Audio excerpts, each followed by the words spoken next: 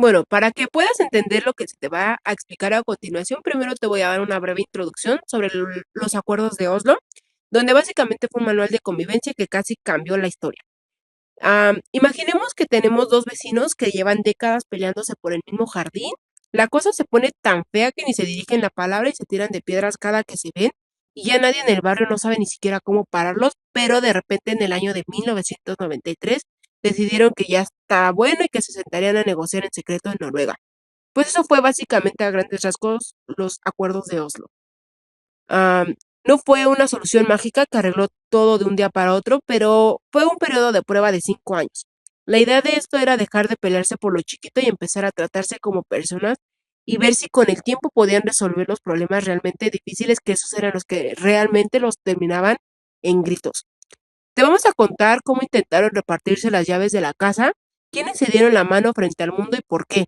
Aunque hoy el plan parece una foto vieja y rota, en su momento fue el rayito de esperanza más grande que ha tenido esa región, y nosotros te lo vamos a explicar brevemente sin que te aburras.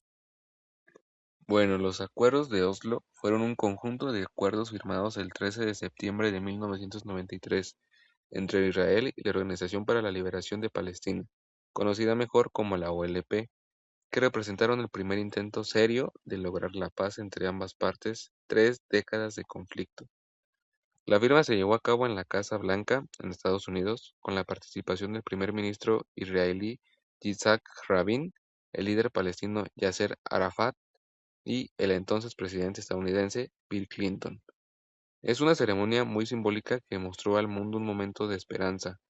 Esos acuerdos surgieron principalmente por la necesidad de poner fin a los constantes enfrentamientos entre israelíes y palestinos, especialmente después de la primera Intifada, así llamada, que fue un levantamiento palestino iniciado en 1987 y que generó gran presión internacional para buscar una solución.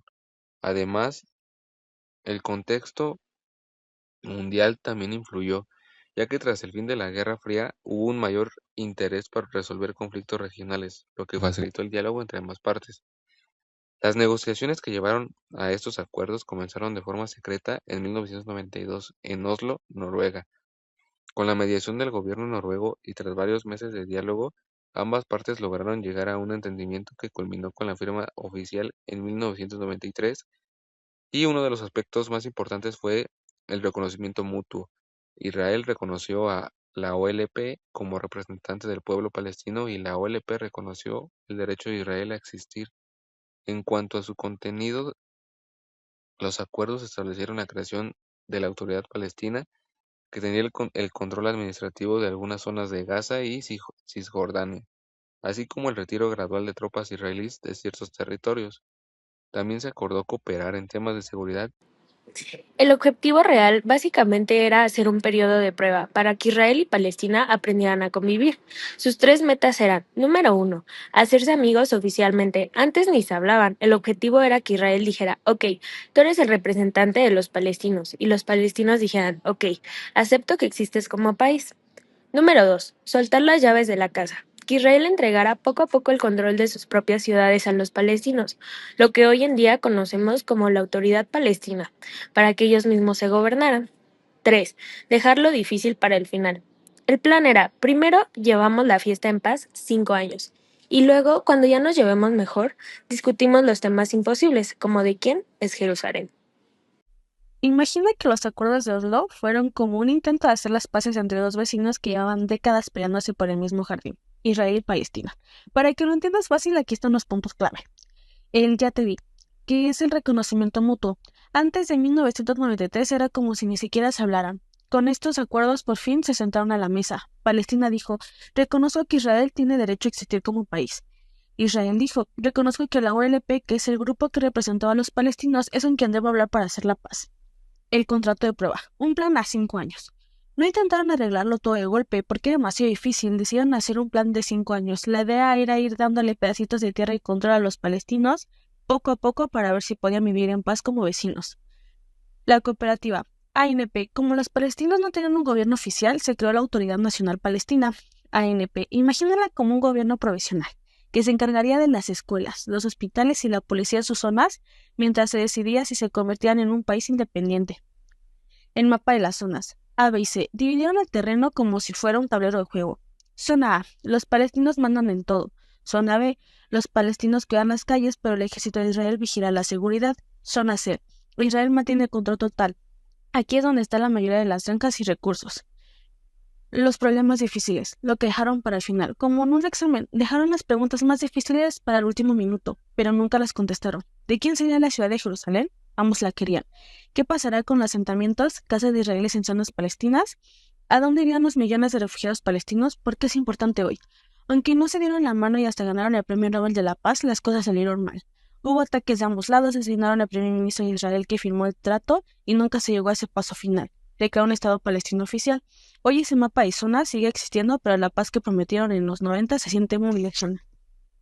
Con los acuerdos de Oslo, ambos dijeron, vamos a intentar llevarnos mejor.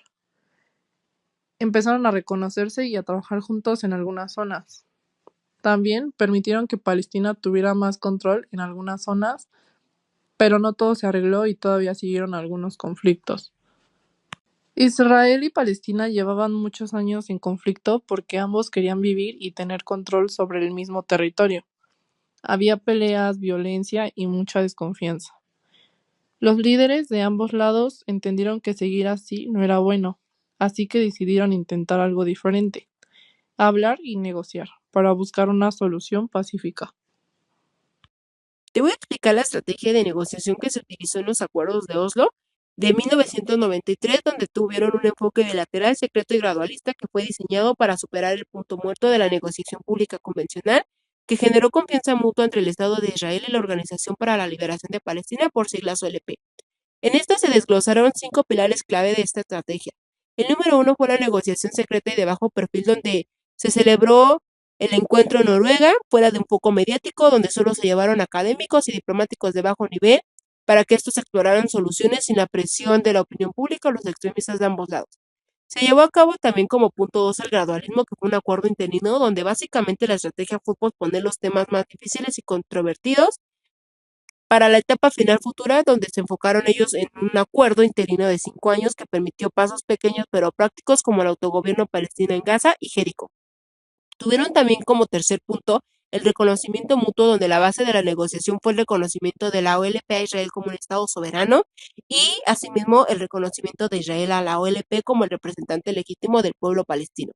Tuvieron un enfoque tierra por paz, que fue la resolución 242 y 338, donde se estructuró bajo el principio que Israel retirara parte de sus fuerzas militares a cambio de seguridad y el cese de la violencia, que fue representando en la creación de la Autoridad Nacional Palestina, por siglas ANP. Tuvieron también la mediación discreta en Noruega, que fue el papel de Noruega fundamental, ya que proporcionó un entorno neutral y discreto, pero facilitó el diálogo, que fue respaldado por los Estados Unidos. Y esto básicamente fue la estrategia que buscaba construir la paz desde abajo, comenzando como una transferencia progresiva de competencias civiles en educación, salud e impuestos a la ANP para generar hechos sobre el terreno que hicieran irreversible el proceso de paz. Bueno, para concluirte, en resumen, ¿qué fue lo que pasó con el experimento de Oslo? Bueno, al final los acuerdos de Oslo fueron como ese proyecto en equipo que empieza con muchísima energía, todos se dan la mano para la foto y prometen echarle ganas, pero que a la mitad se empieza a desmoronar porque nadie se pone de acuerdo en las partes más difíciles.